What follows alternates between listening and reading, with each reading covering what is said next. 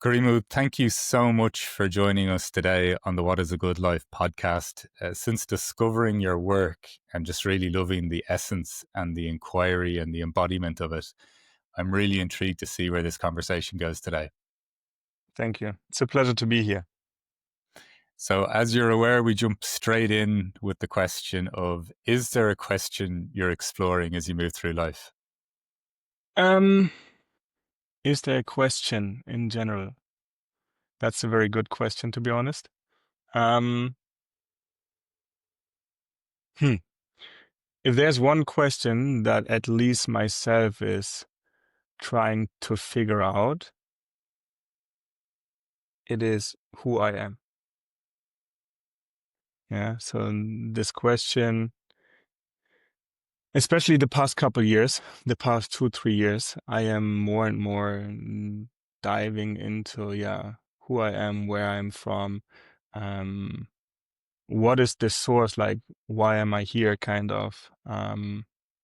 It's it can be a trap, kind of, because it sometimes feels as well like you can lose yourself in it easily and forget to just live. But at the same time, I believe, and that's it, at the same time also what I am preaching or sharing with everyone, there's nothing more beautiful to just know yourself. Because if you're not knowing who you are, how you behave, how you interact with the world, you are just running on autopilot, not even knowing who you are. But the moment you start to ask the right questions, etc., it's like, life is getting even more beautiful. At least from my end, I can tell. Yeah, I love the paradox, by the way, of almost getting lost by asking a question of who am I? And I can completely relate too. Yeah. There's some way of relating to this question that I find fascinating. Just from your perspective, how did you kind of come to that? Like, what was kind of building up in your life or your circumstances for such a question to arise? I mean, from very early on, I always had spirituality around my field, like because of my parents, meditation, all that kind of stuff. When I was 16, I don't know, I got introduced into the law of attraction, watched the movie, and I think just consciousness in general was always in my field around myself, in my environment. So I always love to dive into something. If there's a problem, there's always a solution. That's my mentality, like on a physical, mental, emotional, and even spiritual level. So ever since, I really just try to, dig deeper in any aspect. And the combinations of those kind of questions that you're alluding to, like, how do those questions make sense to you, or where do you kind of find peace in the exploration, if you get me? Because of the work that I do, it connects everything. I always like to say movement is universal, like everything is movement. Energy is movement, like a thought is movement, based on frequencies. And emotions are movement, verbal expressions are movement, but non-verbal, of course, as well. So everything is movement. And the deeper I went into my personal work that I'm sharing with the world, the more easy it was to jump into these kind of questions. I don't know. I love to share this quote, for example, from Pablo Picasso. He once said, "The meaning of life is to find your gift. The purpose of life is to give it away." And to me, it's like there's nothing more fulfilling, besides having a daughter, a family, of course, etc., than finding your gift. Because we all are here unique individuals. Yet 95%, or I don't know how many, are running kind of like, a copy of the next one, of the next one, of the next one, not creating actually from within. Yeah. So starting to ask the questions in order to get there will help you to find your gift, will help you to live a life that is fulfilled. Because what I do, for example, I can say there's nothing more fulfilling. And if I could, I would even do this for free without taking any kind of money. Like being off service is the most beautiful. I love these sentiments. Was there a moment in this discovery that this idea towards this beautiful quote by Picasso, like this this moment of not just discovering what your gift is, but the movement then towards sharing it with the world or being in service. And was this always something that accompanied you, or was this a realization within this as well? It's an ongoing journey. I mean, for the rest of my life, I know I will be on a journey and on, yeah, a path of growth for sure.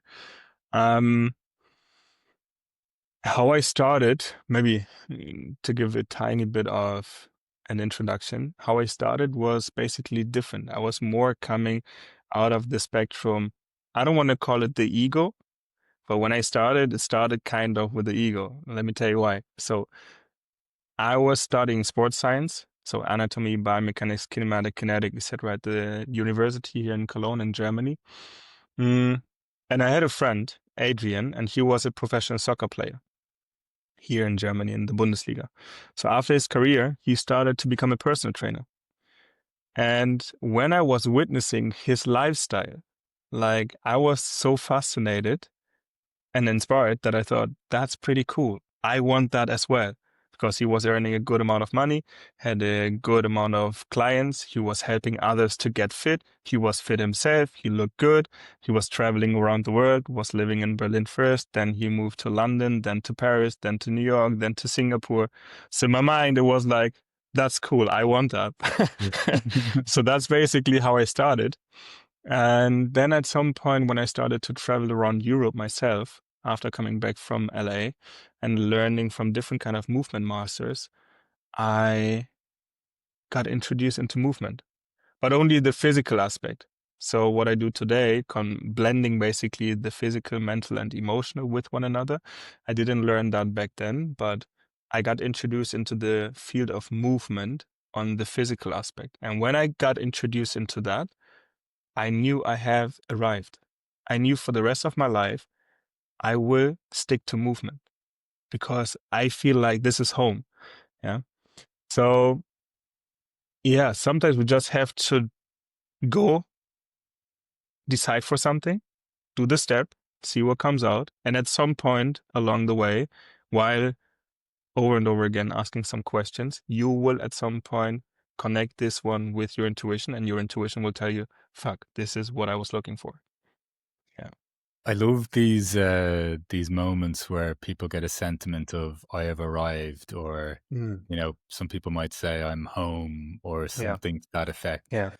Yeah. Can you give me a sense of what that felt like for you? Um, inner peace. It creates inner peace. Like coming home really feels like, yeah, inner peace. It feels like effortless. It feels like I could spend hours in this field. And of course, at some point I will get exhausted, but the motivation comes from within. It's not any kind of external motivation anymore. So it's really intrinsic. And that's why it feels like, yeah, okay, I finally don't need to look for something anymore. I don't need to search for something anymore, where to go at, or yeah, to find my profession. Even though I know at some point I could also like get into the field of healer or energy work, specifically energy work or shamanism, or creating my own dance piece of art as a choreograph, even though I'm not a dancer, yet I can move. But so the field is completely wide open. Yet, yeah, I just trust the process with some inner peace. If that You know, makes sense, I don't know. this totally makes sense, and it's there's something in it that sounds that resonates even a little bit with my own experience, but even with people that I've interviewed, there's something quite porous, or I don't want to say limitless in an egoic sense, but I just love the way you mentioned four or five kind of related ideas to maybe the core of what you're exploring right now. And it doesn't feel like there's something stuck in that. Like there's a sense of possibility or freedom that Yeah, comes with such a realization. And yeah. I don't know, I honestly think that's one of the, regardless of outcomes of somebody's life, I think to experience that and to have that sense is one of the great gifts. Totally, like 100% on every aspect. For me, it's like there was a guy, I forgot his name. He's a Shaolin guy, and he was asked, "Do you look for happiness in life or something similar?" I don't know. I'm not 100% sure, but his answer was kind of like the same. Happiness can come and go, but the state of peace, best case, is an inner state of being that stays. So kind of when you reach a certain amount, like level of consciousness and state of being, you will have an inner peace that no matter what comes, the peace stays. Of course, it might knock you down off your feet, but you won't, because of a lack of self-control or self-awareness, lash out to the other person or to anything external because you are centered. You know what I mean? Yeah, yeah, yeah. Yeah. But happiness is oftentimes not a constant kind of a state. Yeah. The one day you were more happy, the other day you were more sad, etc. But this inner state of peace, at least that's how I feel or what I experience, is more something that, yeah, joins you smoothly through the day. It feels like it's constantly there. And I'd even say from recent experiences, like sadness can be felt, and still that peace is there Yeah, yeah. with it. And And I, maybe yeah, just one thing to this, because that just came up. Um, this peace is, at least from my own experience, deeply connected with trust. Because the moment when you start to trust yourself, to trust life, to trust your intuition, to trust your own voice, your thoughts, your emotions, everything, you are at peace. And even though you started to become even more authentic and express what is actually within yourself and express that, I don't know, you did something in the past that you felt guilty or ashamed of back then. And because you were able to share it now, you lost people, you can still be at peace, because you are centered on every aspect, physically, mentally, emotionally. Yeah. And everything is basically aligned with one another. Yeah. Sorry, just came up. no, no. I'm glad you brought that forward, because I never thought about it so much. But there's a quite a clear connection then between almost like a trust in life or trust in ourselves and a Yeah. sense of authenticity. Yeah. Just like, even as you mentioned there, you could be bringing up something from your past that you have shame for. Yeah. There's a trust in yourself to be able to express that and still Totally. feel okay with yourself. There's a trust in probably whoever you're sharing it with, no matter how they respond to it, but there's probably a trust that they will receive it in the way that it's meant or intended. Yeah. And I've never really thought about that, to be honest. Like, the thing I love about these interviews, I start off with the same questions, and I don't know where it's going to go, but there's always something I hear in each interview where I'm just like, shit, I've never thought about it that way before. Yeah. No, totally. Like, and the whole, I mean, we are hearing, at least in my social media feed, there's a lot of authenticity here, blah, blah, blah, no? Yeah. Popping up recently. But yeah, it is all connected with trust, and it's all connected with speaking your truth in any aspect. When you start to speak your truth on every level, and your truth is not the truth of someone else. And this is so important to understand. Whatever I am sharing, whatever is my reality, doesn't need to be your reality, and you don't need to like it. But it is important for me to express my reality, because only if I express my reality, I will be at peace.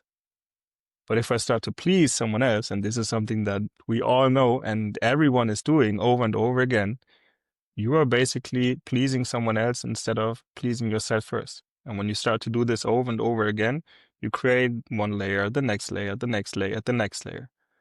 But you're not speaking from your inner truth. So when you don't speak from your inner truth, how do you want to find and be connected basically with your inner peace? Yeah.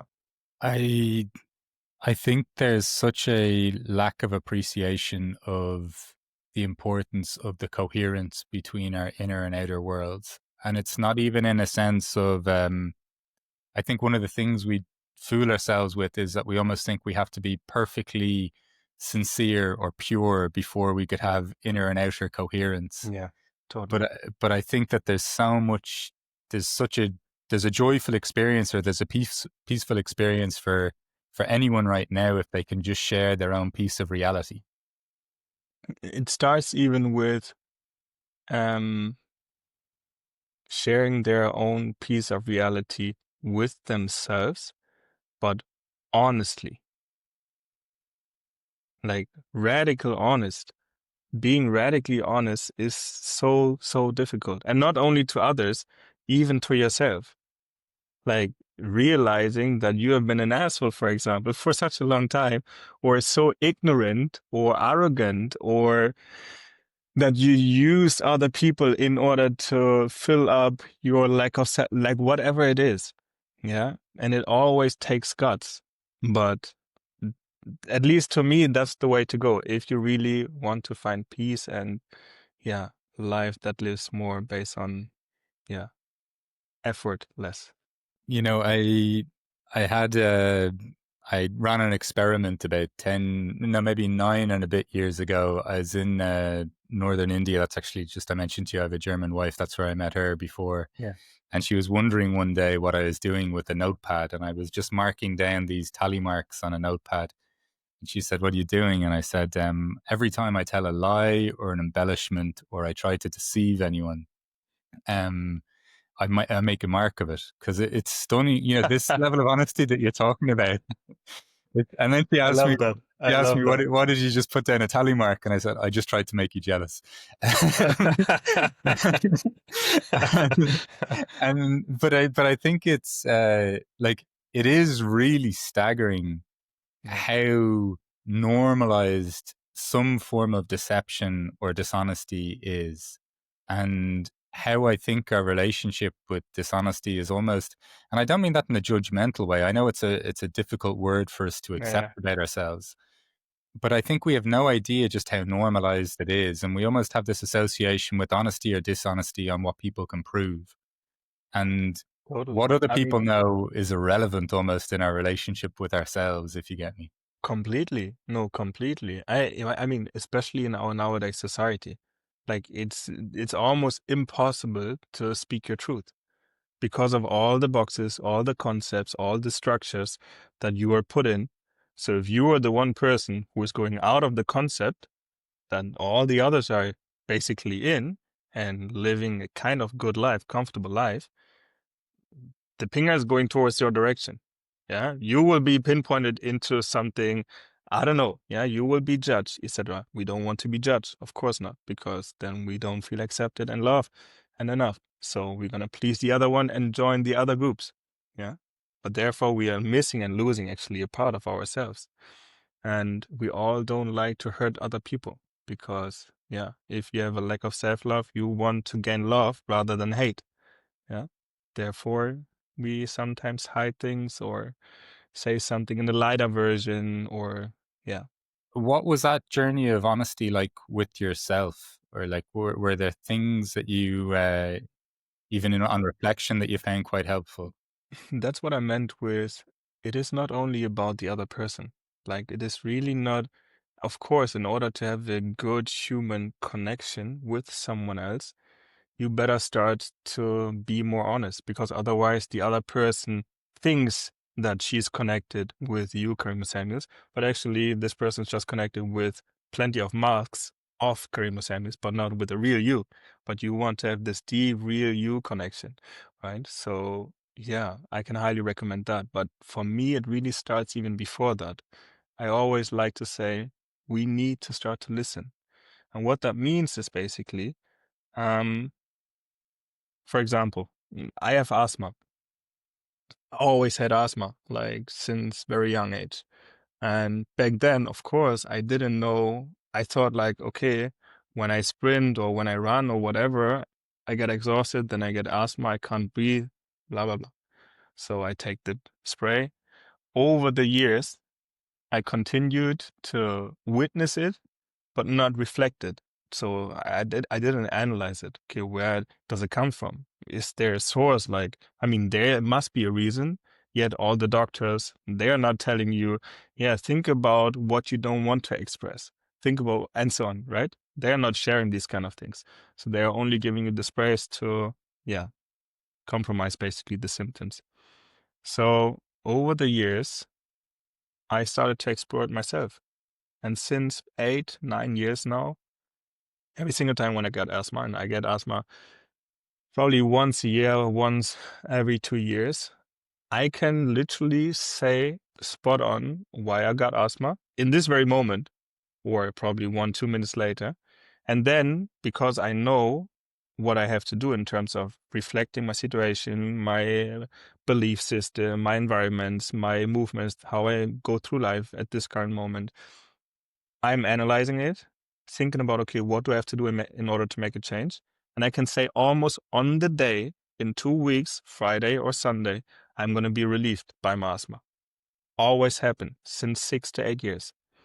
And I don't know, I had a problem, not a problem. I was at a birthday party at a friend of mine on Mallorca a couple of weeks ago. And there was a moment where I felt a bit like, I felt a disconnection with him. And we are like spiritually very, very deep connected. He's one of the few people who I'm like, not admiring, but he's a very inspiring kind of a person. Let's put it that way. And I was like, there's a disconnection, and I didn't know what it was. The next morning, I knew, okay, I have to fly back to Germany. And the evening, the party went on, and there was no time and space actually to talk. He was drinking 1 or 2 because he got 40. I didn't drink, but yeah, still tried to figure out a moment. It didn't work out. I went to bed, and just putting myself on the pillow in my bed, my throat started to feel like something is itching, I don't know, something is coming up. The next morning, I woke up, I had huge throat pain, huge, yeah, like huge. And I knew I can't leave before I have expressed what is inside here, what is blocking me, this connection with my friend. So I said, hey, buddy, we need to talk at least for 5 minutes before I leave. Yeah, give me 5 minutes. We talked in this very moment while expressing and sharing what I had in mind, even though it was not easy, it was gone. So that's what I mean with when you start to listen to all the signals, sorry for the long story, if you start to listen to all the signals of your body, because the body is talking to us constantly. Yeah. And people have heard about psychosomatics. Yeah. But people don't want to acknowledge and agree on that psychosomatic can also happen to themselves. It's easy to say, okay, yeah, the other person is just not witnessing it and listening or hearing it, but it's happening to us, to each and everyone. Yeah. So just by witnessing that on your own body and feeling into your body, you don't need to know the anatomy of your body, like skeleton, how the muscles work, the tendons, the ligaments. But you should know if your body feels in alignment and comfortable or in misalignment. How many people are walking around 10, 20, 30 years in complete uncomfortable, misaligned positions? Therefore, they're getting knee problems, etc. And then they're going to the doctors and hoping that they get the quick fix. Yeah. Because they are not able, or they don't want to, or they didn't learn how to listen. This is no, but I just love it when the reflection isn't a theory. It's an experience, and I think these moments are this capacity to listen. Once that's developed, these moments aren't, as you said, they don't even have to be that complicated. And you know, it doesn't even sometimes feel, I think, like a really mental analysis. It's just like, oh, that's here right now. And Totally. It can do be you a know what I mean? And millisecond. Boom, yeah, boom. And now take the action step. Of course, you need to take the action step because only knowing and witnessing is one thing, but you need to do the action, of course. Yeah. for you, when did that become a practice? Like, when did the acknowledgement of what is and then the action step? Um, my father once told me, Karimu, you're a master to me. And I was like, besides the fact that I was and felt honored, kind of, I didn't know what that means. Because probably there are like plenty of definitions of what a master is. I don't know. And then I was asking him, what do you mean? Like, what is a master? And he goes, a master will always try to understand. And I would never say I'm a master, for sure not, but I would say that I have a mastery mindset. Means exactly what I said before. No matter the problem, there's always a solution. And for example, when I did MDMA when I was 18, for example, I had different kind of this, don't want to call it a drug, even though it is kind of, but the way how I used it with my brother, it was more like, okay, we isolated us from everyone else. I didn't go partying and taking drugs or something. So we were isolating us, just sitting, the two of us together, and then we went deep into our consciousness, and it felt kind of like the movie Limitless. I don't know if you have Yeah, watched yeah. Limitless. Yeah, it felt the exact same. So I came out and I realized, man, I can become whatever I want to. I literally can become whatever I want to. But it was the first time in my life that I felt it because of the ceremony that we did. I literally felt it that I can become whatever I want to. So in order to get to wherever you want to, you need to question. You need to listen. Because otherwise, how do you want to know what is the next step? So if you want to grow the business, or if you want to become successful in social media, it's not a rocket science. Yet you need to start to listen. What others say, you need to start to understand how the algorithm works, what you have to do basically. Yeah, you can put it in any kind of scenario. So sports helped me, of course, as well, because I was always passionate and driven kind of. And I loved the challenge. But I would say like this connection of knowing that you can become whatever you want to was connected for me with there's no problem.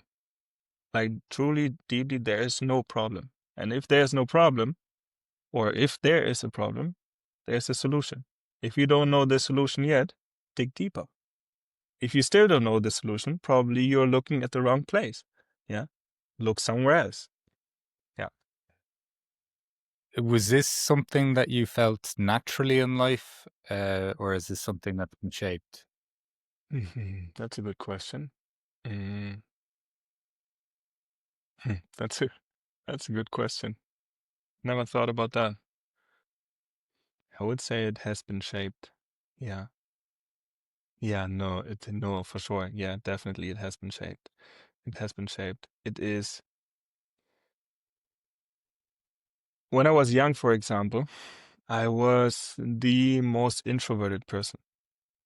Like I was this kind of a kid who stood in the in school, in the room, in the classroom. I was doing this. So I was basically hiding my finger below the table so that probably my teacher is seeing it. If he or she sees it, okay, I'm gonna say something. Otherwise, damn it. That was me kind of. Besides sports. Sports I was always like running and doing everything. But I was never this kind of a person who was like showing up for himself. So throughout my journey, I really had to learn to speak up, to show up for myself. And yeah, today, I don't care if there are 1,000 or 10,000 people in front of me, they will have the experience of their life. And I know that it's a combination of developing skills, yeah, understanding how to talk, for example, at the same time, understanding how important soft skills also are, also for human connection. Yeah, then seeing the other person, like literally seeing the other person, because especially nowadays, I know, of course, knowledge-wise also that everything is communication. Yeah, everything is communication. We communicate 55% non-verbally, 38% is the art of how you say something, like the way how you pronounce something, the way how you talk, and the pace. Only 7% is about the actual outspoken word. Yeah. Meaning we are constantly communicating. The better you understand how someone is communicating, the better the human interaction, because you are perceiving everything and then you can give whatever you want to give. So it was, yeah, skill that I gained or skills that I gained. And at the same time, yeah, connecting with my inner self. Yeah. Going inwards. Just as you're speaking there, there's like a lovely combination of, it seems like the embracing of a craft, turning to yourself, listening and attention, that then also that just contributes to this, or that even reveals more that trust, a real combination of like intention and presence. Yeah. No, I could 100% agree. I mean, there are so many things that I could share, at least from my own personal journey that I've experienced, that took a lot of courage. And many things weren't also easy. And many things, like, I don't share anything out of my personal life with the world, basically, because I want to keep it private and professional on the other side. And at the same time, there are like multiple things that I know shaped me and that needed a lot of courage in order to move forward or to make a decision for myself and for life, where other people, or 98% or 99% probably, would have gone left to the other side because this is too dangerous, or um yeah, scarcity is too high, or whatever. Yeah. But in these kind of moments, when you start to trust life, not even yourself only, because sometimes it's not on your anymore, it's, you can't control the outcome and the external. So then you have to trust life, that whatever life wants to show you, this is meant for you. There's a reason why you are here in this very present moment. So do you want to run away, or do you want to face it and be like, I'm going to continue to live on this planet. I'm going to come back home and be safe, yet I'm going to have a profound experience. So when you decide in special moments like this to go in and then have a positive outcome, it's like profound and shapes you even more. Just, you know, when you mentioned earlier the sentiment, or the kind of the process with movement yourself, initially you said it could have been kind of, you liked the lifestyle that somebody else, or how somebody else's life appeared, but even within movement itself, it was more the physical aspect of it. Yeah. And you said it kind of developed more into the emotional, the s- spirit, soul. These are some of Yeah. my words, Yeah. but whatever Yeah. it is for Yeah. you. But can you describe what started to prompt this? Was it some of your own experiences that you're touching on, or what led to that kind of evolution even within that practice? Um, so first of all, when I started with movement in general, it really was like, it was perfect. The whole global fitness industry, and I was included, even though I didn't want to admit it back then. But everyone who's going just into the gym, lifting weights, doing bench press, and so on, no one can tell me that this is not also mostly for the aesthetics, for your self-confidence, that you appear as something aesthetically muscular, whatever, to the outside, you get the attraction, etc. Of course, also the head, but yeah, you know what I mean. So when I tapped into movement, I was introduced into a field where it's not about doing bench press anymore. Okay, you can do 80 kilos bench press. My body weight, 83 kilo, for example, bench press, 10 reps, 3 sets. Global fitness industry would go to 90 kilos, 100 kilo, 110, 120, 30, 40, 50. Yeah. The movement aspect is more like, okay, how can we create some new neurological changes? What do we have to do? Okay, I can do bench press with my own body weight. Okay, let me evolve into handstands. Okay, let me go into handstand push-ups. Okay, handstand push-ups into one-arm handstand to one-arm bent hold, etc. Like, exploring this one. And guess what? The moment you start to dive into the movement practice, learning new skills, but in a very fine kind of a way, you're gonna get in shape automatically. Because there's no way that when you do, I don't know, muscle up or anything on the rings that is more gymnastic kind of related, or some soft acrobatic skills, that you don't have the muscles that that you need basically, or that are required in order to do the movement. Yeah, in most of the cases, you are automatically shaping your body to become fit and healthy. So that was the first aspect where I felt like, okay, putting the functional before the aesthetics is beautiful, because it also takes away your ego. Yeah, because what you don't do this anymore to get external validation. Rather, you do it because there's just something beautiful in order to explore your own self, basically, on the physical aspect. So I started with this one, and yeah, worked with different kind of, I don't know, athletes, boxers, MMA fighters, judokas of the national team, etc. But always on the physical aspect. Now coming back to your question, then of course, besides the coach Karimu Samuels, there was the private human being Karimu Samuels. And the deeper the private human being Karimu Samuels went in his own personal development, expanding the consciousness, etc., the more I understood it's actually not about the skills. It's actually not about flick flags, cartwheels, helicopters, any kind of flips, twists. That's not what it's about. Movement is a mirror. It's the most beautiful teacher that we can have. Yeah, of course, if you can do any kind of flips, twists, that's beautiful and it looks cool and people will be like, wow, that's amazing. That's not what it's about anymore. It really became, yeah. That's why I call this year's workshop tour Movement is Medicine, because we can start to use it in order to understand, first of all, who we are, how we interact with ourselves, but also with others. And at the same time, use this as a tool in order to get to wherever we want to.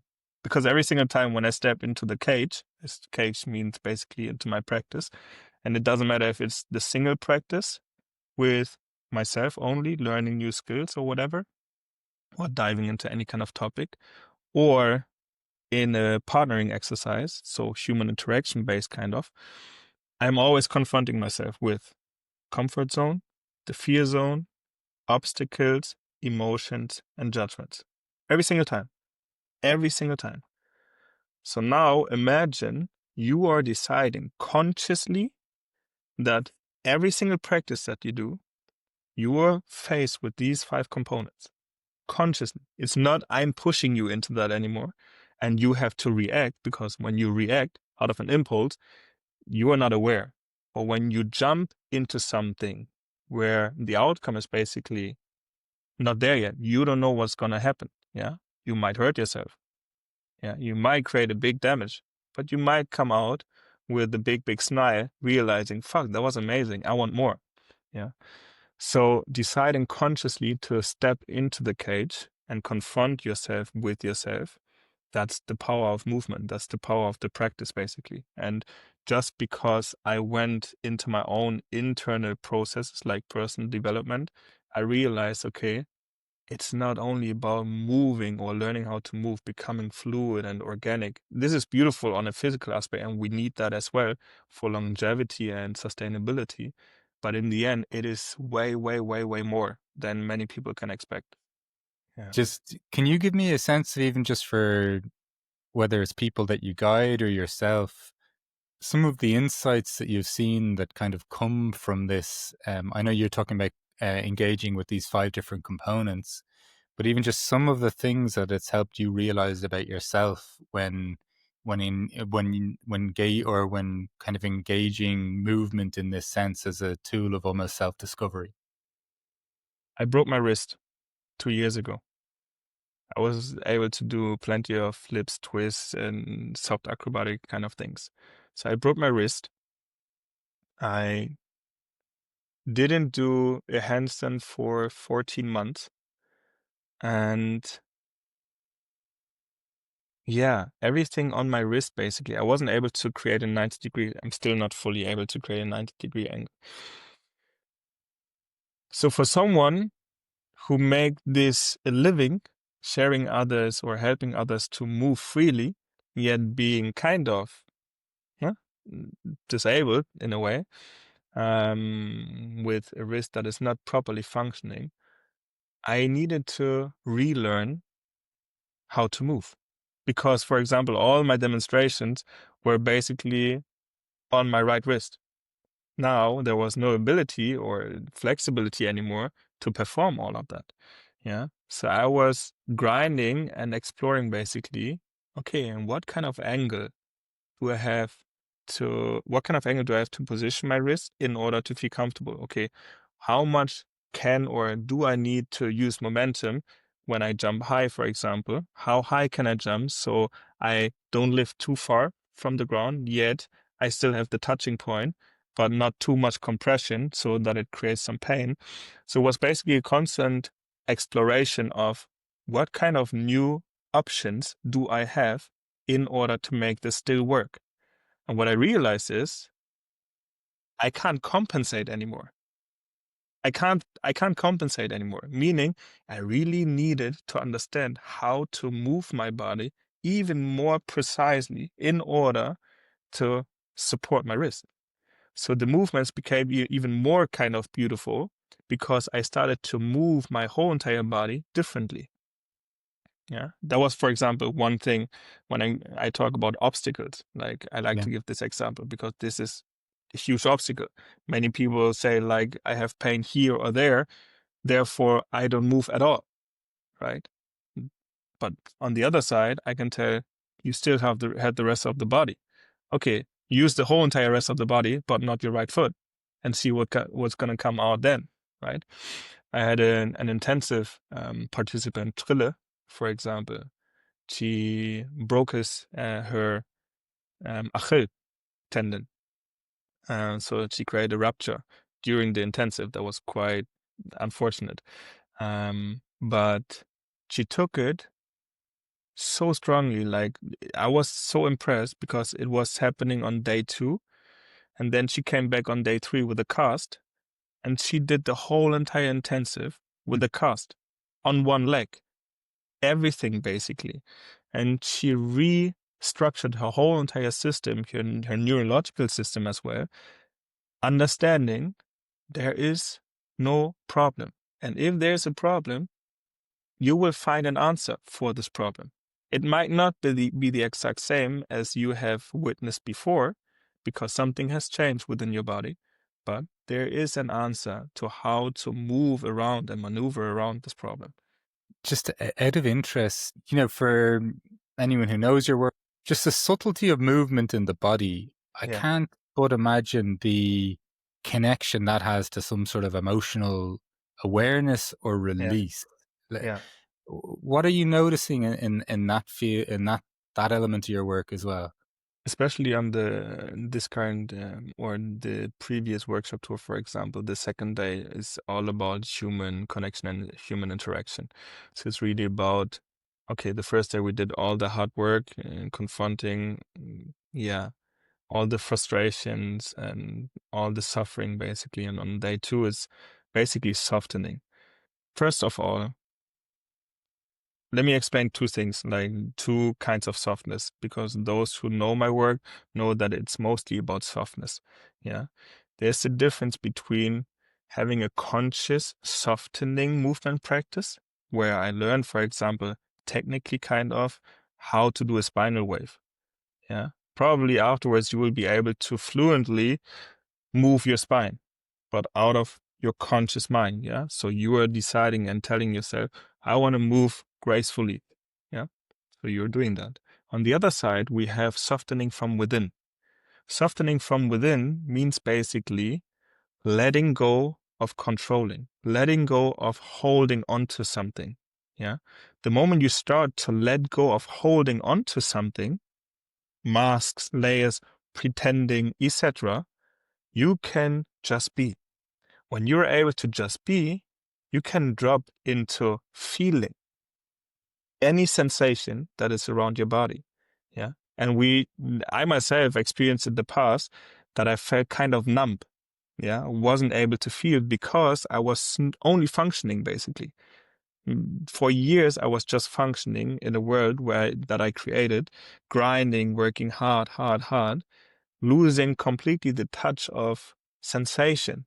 Yeah. And the state of being connected with my feelings and my intuition. So when you start to let go of controlling and holding on to something, you can drop into softness. When you start to drop into softness, you will be able to feel again.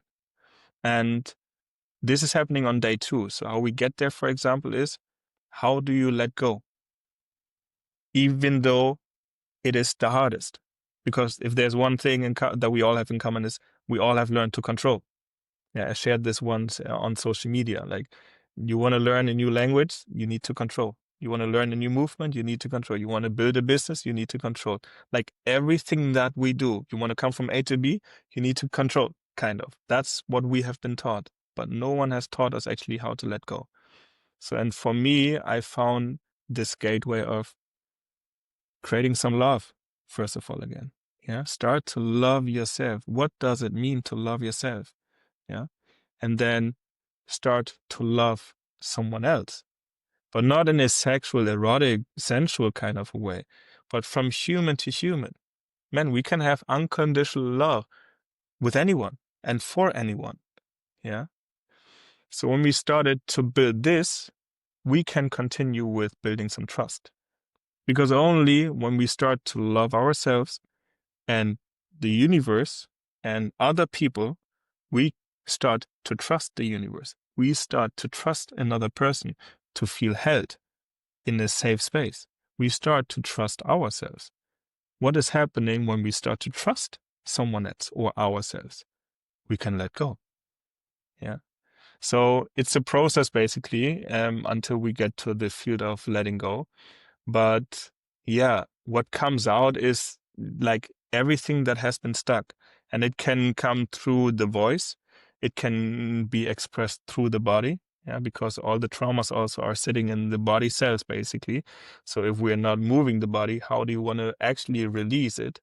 Yeah, if the energy is not moving as well. Because rationally, we can all understand how we function. Still, it will sit within the body.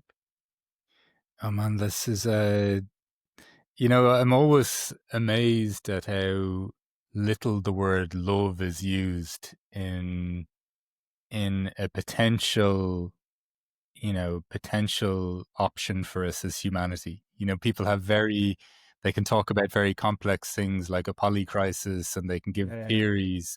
We can talk about the complex movements of brain chemistry and Totally. everything else.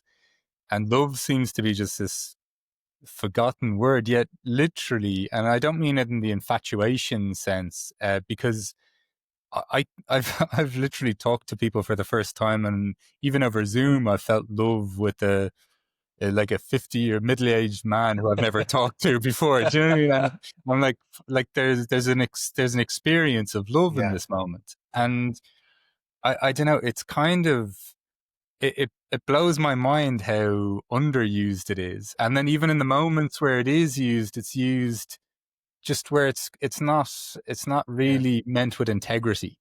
Yeah. And Yeah. and so the love So you true. speak of there, that you could experience it with anyone, So true. that's what we're talking about. So true. So true.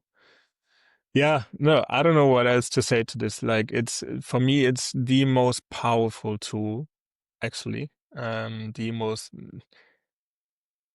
I see people dropping into themselves within a snap, basically. Why? Because for the first time, they're in a space. Of course, I'm sharing certain things in the introduction, the beginning as well, that make them finally be able to arrive and feel safe as well. So it's also, of course, about the guidance how to create the space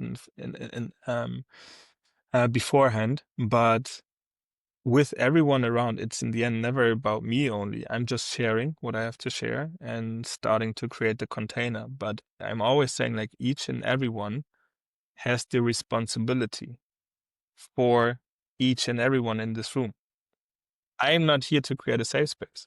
Each and everyone is here to create a safe space together.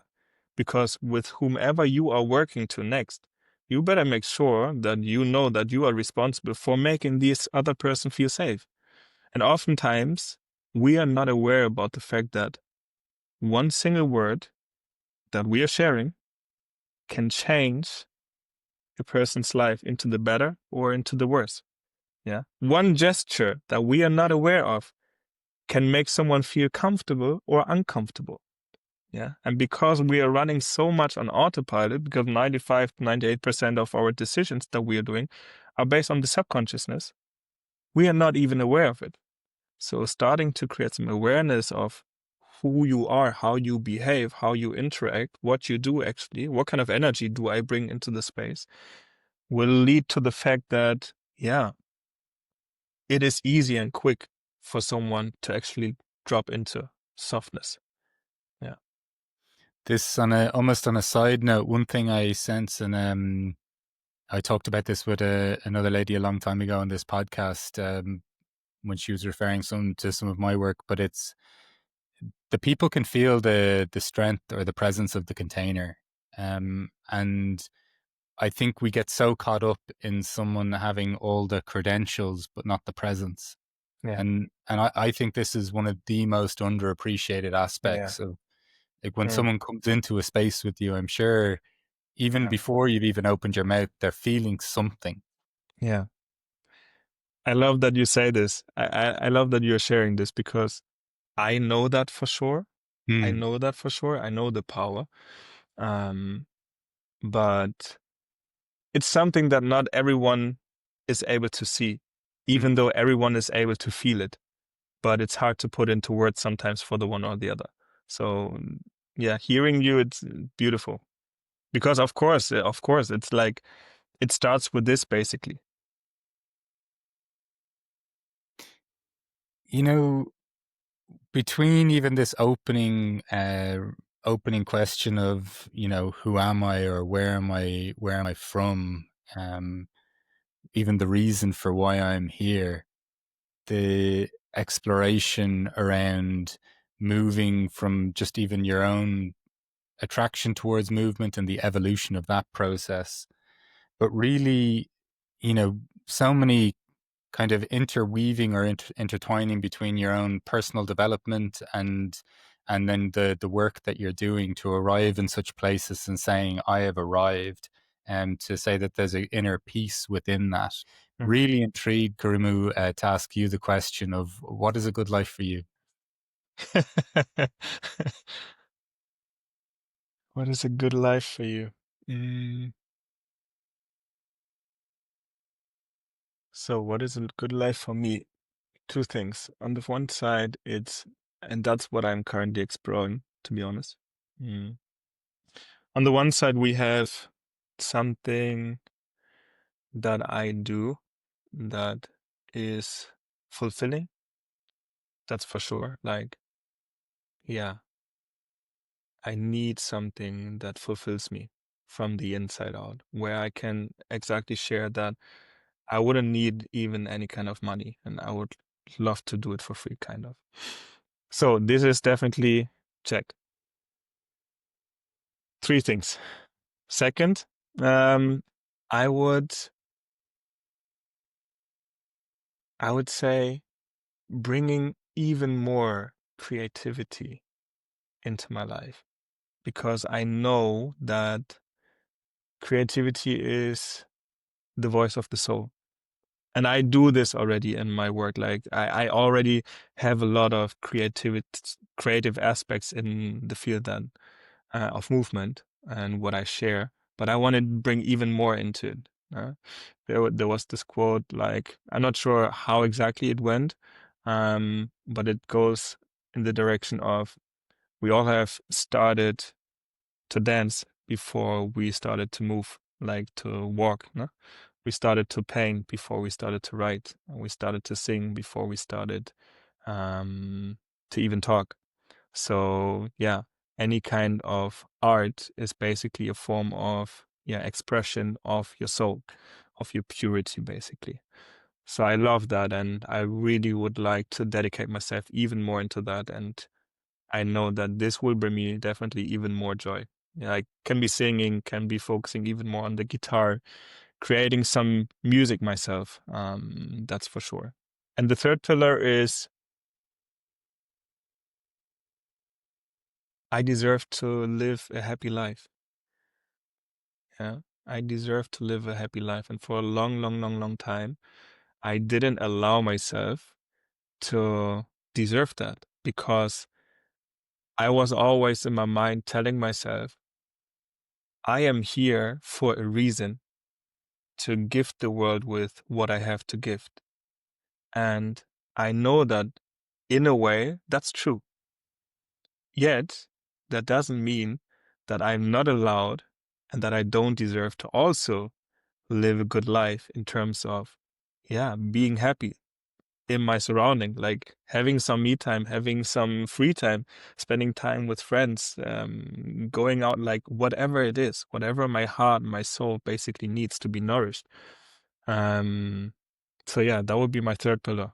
So we have a fulfilled profession, we have creativity, and we have, happiness by nourishing your soul. That's that's absolutely beautiful, and I think even throughout this conversation, I think so many of the things that you're touching on, bring us into that state where we could accept that. Karimu, thank you so much for your time today on the What Is a Man, Good it was Life a pleasure. podcast. It really Yeah, was a pleasure. We had a good talk. I had a good talk. I had a lot of fun. yeah, likewise, man. I look forward to following your work and seeing where these directions take you as well, man. So much appreciated.